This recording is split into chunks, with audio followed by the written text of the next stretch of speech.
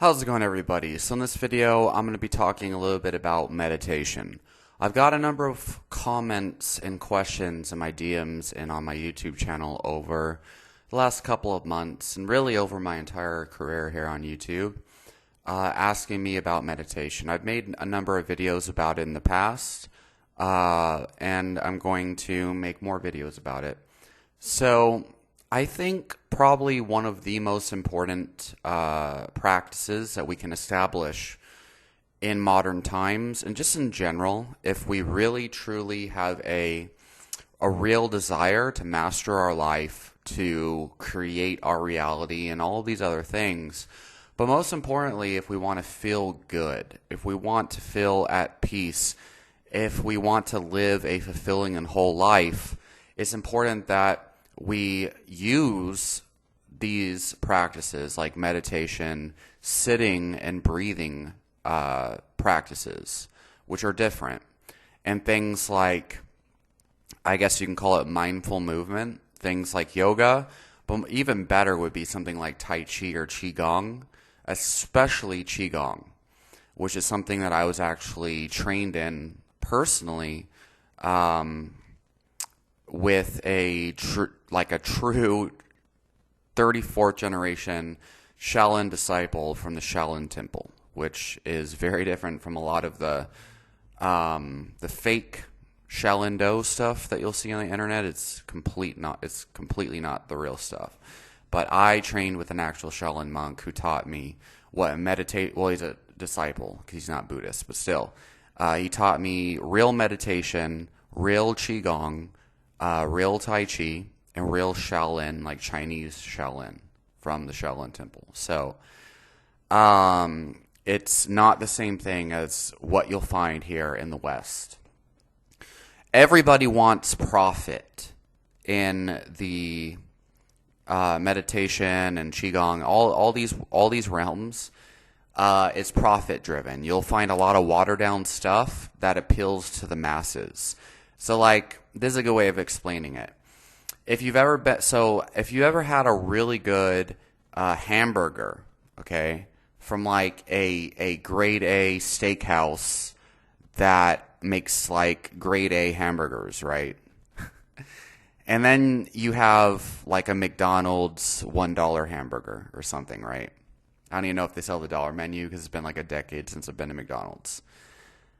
Real meditation and like real Qigong and Tai Chi, which aren't meditation by the way, but the real stuff is like that grade A steakhouse stuff where you taste it and you can taste its legitimacy.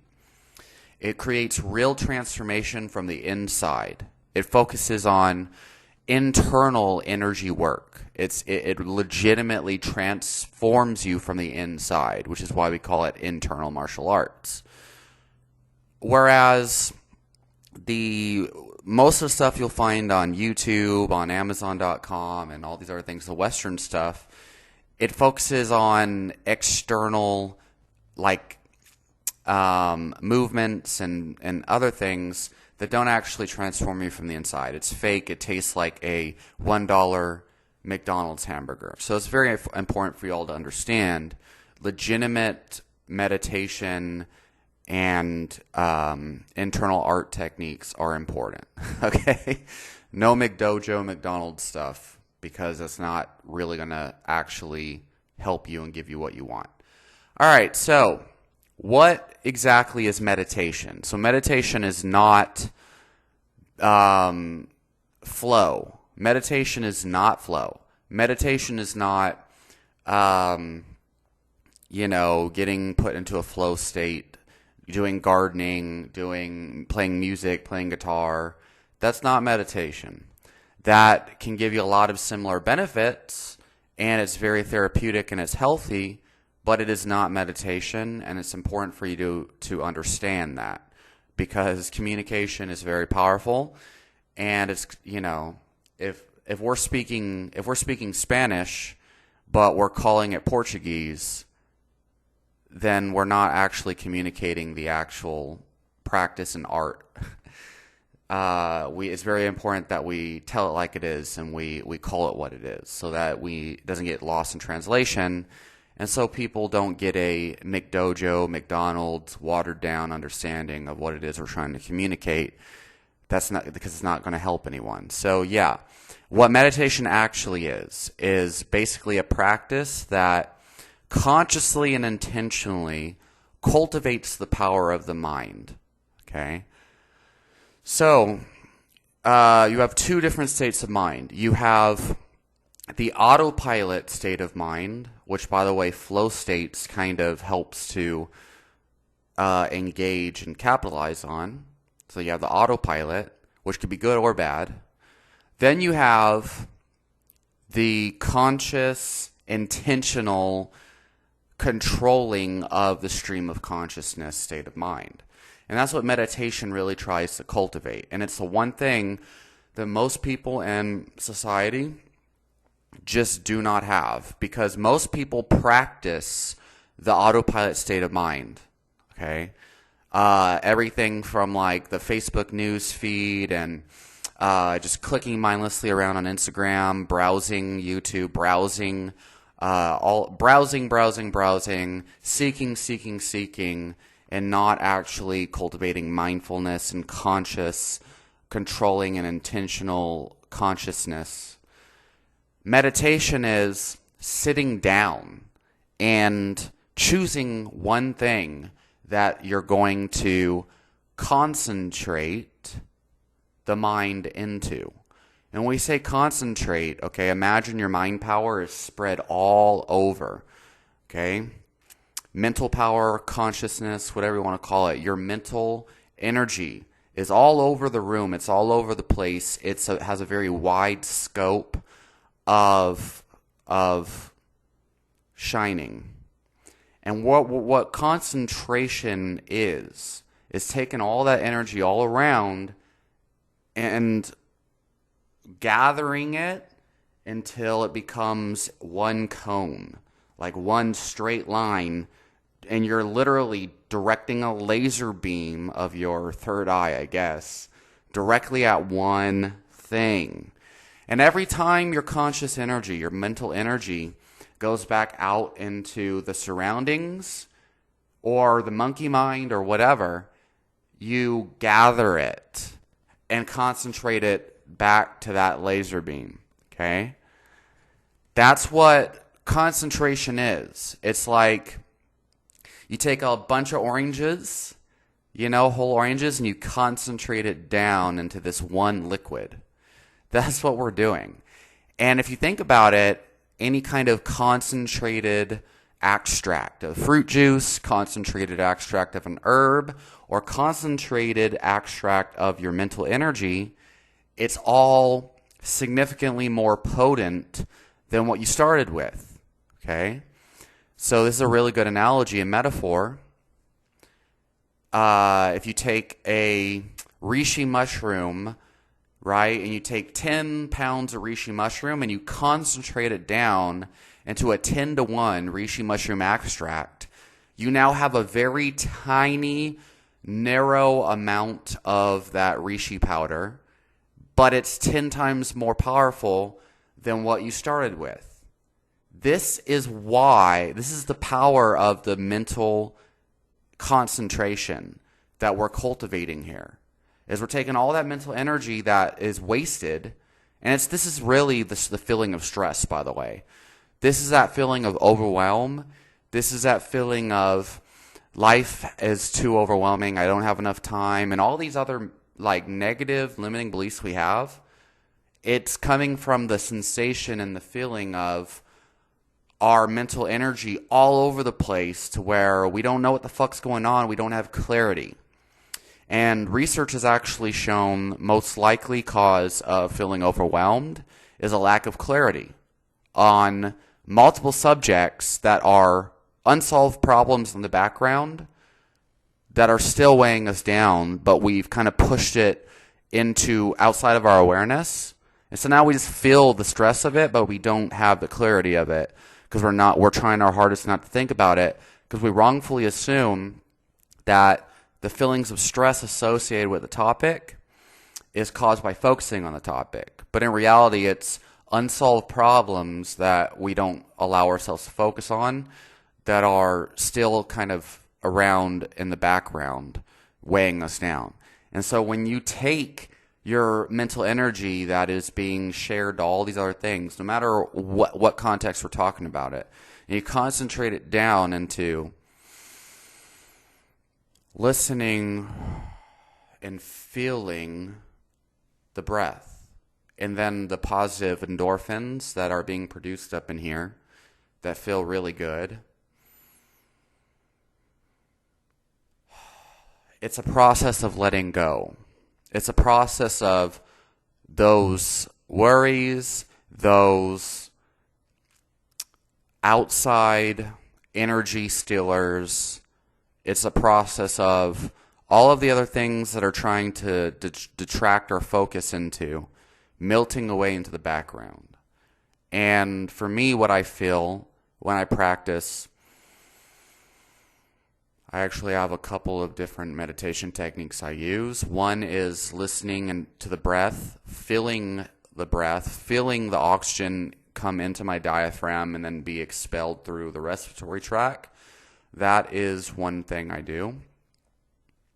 The other one is, and this is my favorite, I like to listen to sounds in the background. And I try to listen as far at a distance as I can. This one, the listening one, is very powerful, and it was the one that my teacher in Shaolin specifically chose for me because he knows that my mind is extremely active to the point of like craziness and insanity and madness. And the auditory focusing actually really works for me in my own kind of energetics, I suppose. And so, in that one, I find very entertaining and stimulating while still cultivating the power of concentrated consciousness and mental energy. Okay? And what happens when you're able to cultivate this, and what it feels like sometimes, is when I'm driving down the highway, for example, and all these people are driving dangerously and cutting me off and making me angry and things. And this I find to be one of the main sources of my own suffering. I don't really have a whole lot of other things that really hurt me, but this one does because I recognize racing people to red lights and all of that, and then of course flipping people off for driving the speed limit. There's no real benefit that person's getting from it, and all they're doing is making it unsafe for other people. And we all have the same exact goal when we're on the road, to get from point A to point B. So it bothers me because I feel like those people are the epitome of an unconscious, unintentional, non-reflective life. And it just bothers me. It really does, because it throws the ignorance of society and the unconsciousness directly in my face. But anyway, when that happens, the way that I cultivate, the way that I use my meditation to help me with it is I bring my awareness back to, the present moment, really, and concentrate my mental energy on directly what's in front of me on the road. And over time with doing meditation, you feel this kind of like laser beam. I know that sounds quacky, but this laser beam that's kind of like going forward here. And it's like in the center of your, like here. Like, I know it sounds crazy, like, what they call like the chakras, whatever. But I feel it. And so what I do is, I concentrate my focus back towards that line, the center line. And it feels like the stressful situations and mental images and whatever else that's stealing my focus and energy, it starts to melt downward. Almost like, and this is going to sound disgusting, but if you ever have mucus, I know it sounds great, it's stupid, but if you have mucus, right, and it starts up here, it feels like it's draining down into my digestive system. That's disgusting, but whatever. Well, I don't care. Whatever, man. But in Chinese medicine, this is actually what they do with the energy systems. It's like the head energy kind of melts down into the digestive system. This is legitimately like real kind of like Chinese medicine philosophy. And this is actually how it feels.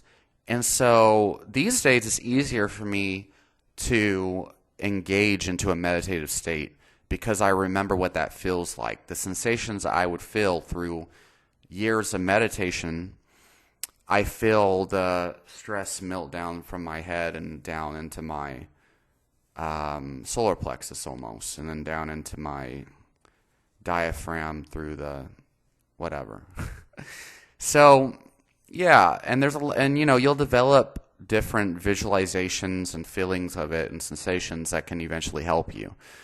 So anyway, a lot of the benefits that happen with this, the number one reason why meditation is powerful, and also why you should not call gardening or mindfulness or flow states or whatever, you shouldn't call them meditation, is because those things, they don't develop the conscious channeling of the mind. That's what meditation cultivates. The purpose of meditation is to develop a conscious focus of awareness. It's literally developing your skill to create your reality, to guide your perception. You're taking back the power of consciousness. And understand that advertisements, when you see billboards on the roads, when you spend hours and hours on Facebook or on erotica sites or whatever else, when you're mindlessly scrolling on your phone, all these things, okay? Or if you're like engaging in arguments with your significant other that are just emotional reactions to something that is triggering you from your pain body, usually stemming from childhood trauma, the more you develop meditative practices and the ability to concentrate your awareness, the easier it is for you to catch yourself in the moment and guide your focus back to a more productive state. All of these things I mentioned, the arguing with your significant other and the advertisements and the, engaging in unconscious behaviors in the autopilot mind, those are all things that are only made possible because you're on autopilot mode, because you're letting your outside environment control you, letting your outside environment steal your train of conscious, and now the external reality is literally guiding the power of creation. And this is very important for people to understand, but most people full-heartedly believe that their external environment is the creator because they haven't come into, they haven't been able to kind of buy into meditation and experience what I'm talking about. They have no practice of cultivation of the creation. So another thing is I notice, when I'm in very kind of like hairy situations, like when I used to work security, right? And I'd have people get up in my face who I could easily beat up. Like I could easily destroy, because not only are they completely out of shape, but they clearly haven't ever trained a martial art. And I'm a competitive martial artist. I'm in extremely great shape, and I've been, kickboxing for over 10 years now. I'm now doing jiu-jitsu for like a long time. So, but it stops me from, I don't even feel the anger anymore. I just see, okay, this person's acting crazy. This person is acting hostile. Be ready to defend yourself, but do your best to de-escalate the situation and walk away, right? I don't feel that response anymore. And actually, it kind of bothers me a little bit. Like, I don't feel threatened. I don't feel anxious. I don't feel like, I don't feel the emotional response anymore. I don't know if that's because of my meditation. I think that might have something to do with it, because I see things for what they are rather than the warped rather than being distorted by my emotions. But it might also just be that I've been fighting for so long that I'm numb to it now. like, but anyway, I think meditation can help you with those things. Because the number one, to me, the biggest source of suffering in our world is allowing our emotions to guide our behaviors, and then secondarily allowing external factors to guide our conscious kind of state of where we're going. And so, yeah, meditation's important for that. So, yeah, so look, meditation, again, it's all about taking your mind power and concentrating it down to one thing. And so reading is actually a very powerful way to do this as well. Basically, any activity where you are guiding your mind towards one object, towards one activity, whether it's breathing, feeling the sensations, listening to your breath, or whether it's auditory, you're listening to a mantra. That's a very powerful traditional one, like over and over again. My favorite one back in the day was listening to Amitofo, which is like a mantra from Buddhism, over and over again. Amitofo, and just listening to that, constantly bringing my awareness back to it. And then anytime my mind wanders and goes elsewhere, I just gently bring my awareness back.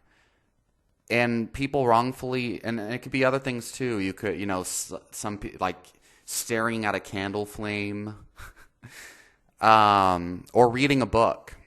If I have a book and the book is, really hard for me to focus, that's one of the reasons why people have trouble reading books these days, and they'd rather listen to audio, because audio allows your mind to go all over the place. It's an autopilot behavior. Reading, you have to actually engage your mind, engage your eyes, and be fully mentally active in the activity.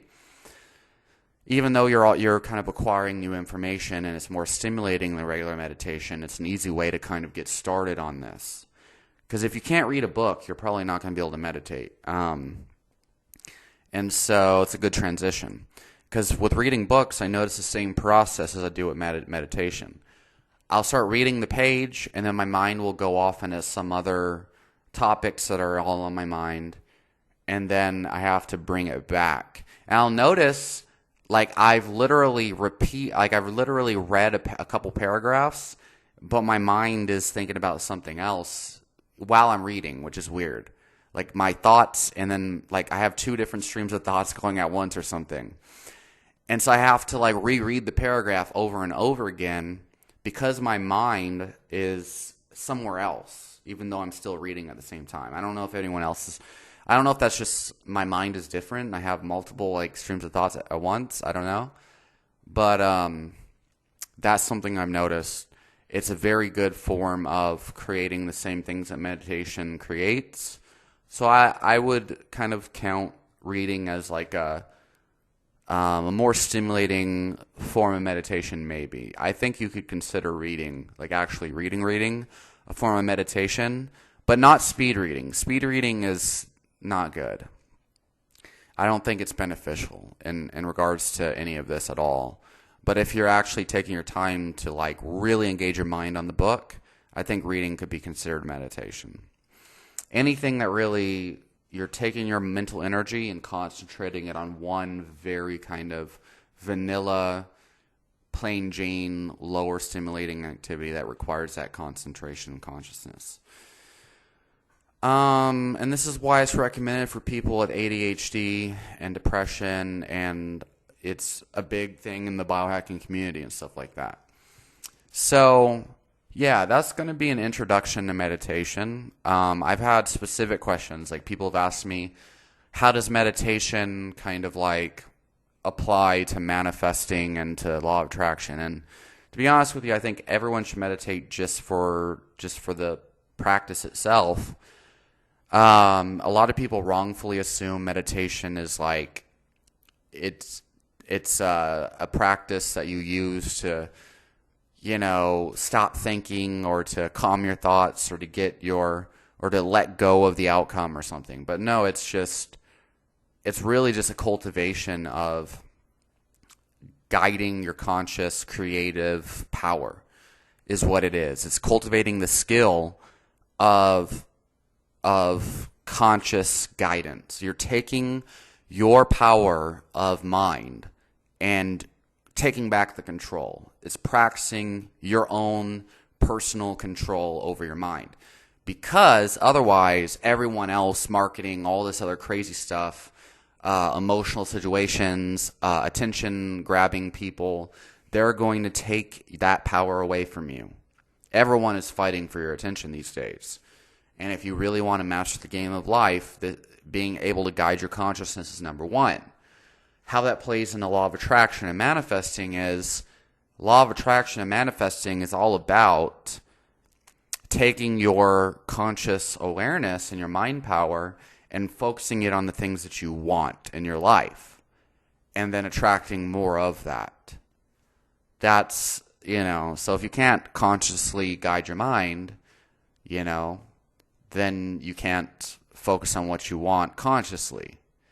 So that's what it's all about. Really, most people, if they just remove the things that are reinforcing autopilot, and then just removing the autopilot energy stealers without even doing anything else is going to contribute a lot to your ability to consciously create. A lot of it's just removing the internet. To be honest, removing the smartphone, removing the internet, and just reducing that as much as possible. That has helped me tremendously. Like No Surf.